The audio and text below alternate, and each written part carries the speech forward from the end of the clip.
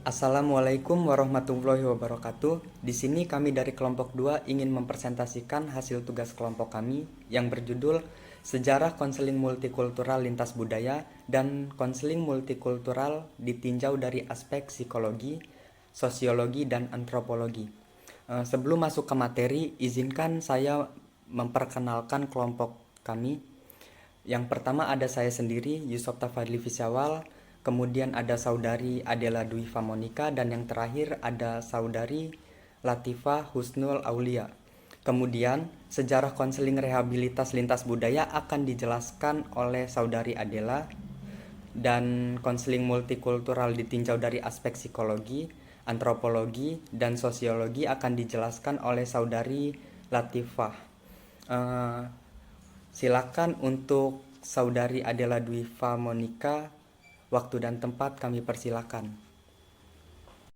Oke, baik. Terima kasih kepada Mas Fadli. Di sini saya akan menjelaskan materi tentang sejarah konseling multikultural.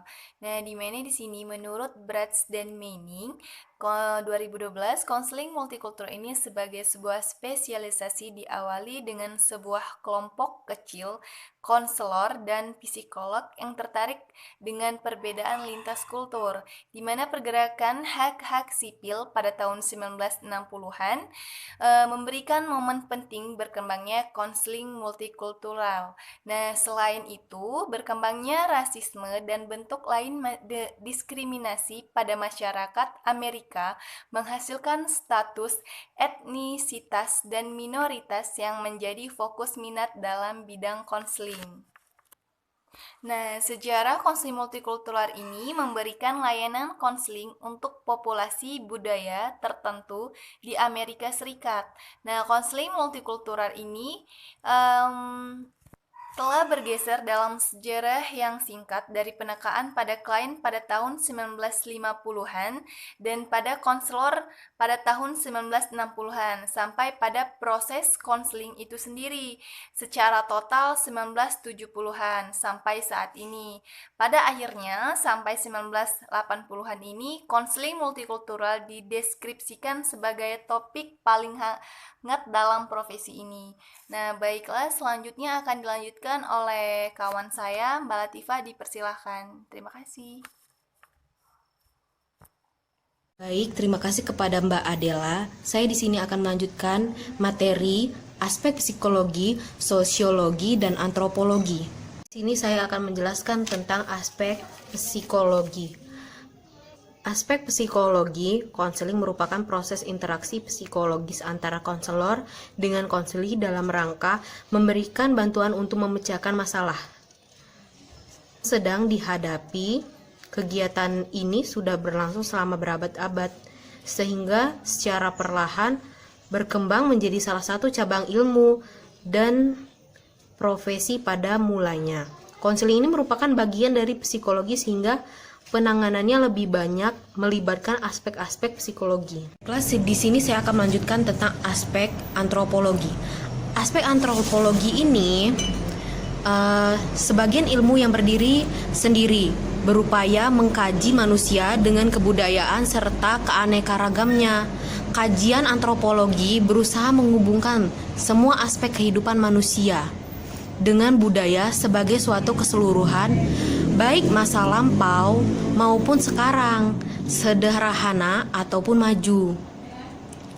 Pengkajian seluruh aspek kehidupan manusia serta hubungannya dengan kehidupan sangatlah luas dan memerlukan spesifikasi untuk memudahkan mempelajari, sehingga terlahirlah berbagai pencabangan ilmu dalam antropologi. Aspek sosiologi. Aspek ini berkaitan dengan keberadaan manusia yang tidak mungkin berdiri sendiri. Manusia harus dilihat dalam hubungan dengan pihak luar secara horizontal, yakni dunia sekelilingnya. Manusia itu harus hidup dalam sebuah interaksi dan interaksi yang berkesinambungan. Manusia tidak dapat tumbuh karena manusia tidak dapat tumbuh tanpa relasi dan interaksi. Aspek ini memampukan manusia tidak lainnya berelasi dan berinteraksi sesama manusia, melainkan juga dengan makhluk ciptaan lainnya, udara, air, tumbuhan, tanah, binatang, dan sebagainya. Sekian dari saya. Terima kasih untuk teman-teman yang telah mendengarkan presentasi dari kelompok kami. Mungkin itu saja yang kelompok kami dapat sampaikan. Mohon maaf apabila ada salah kata dan kepada Allah saya mohon ampun. Saya akhiri, wabillahi taufik walhidayah. Wassalamualaikum warahmatullahi wabarakatuh.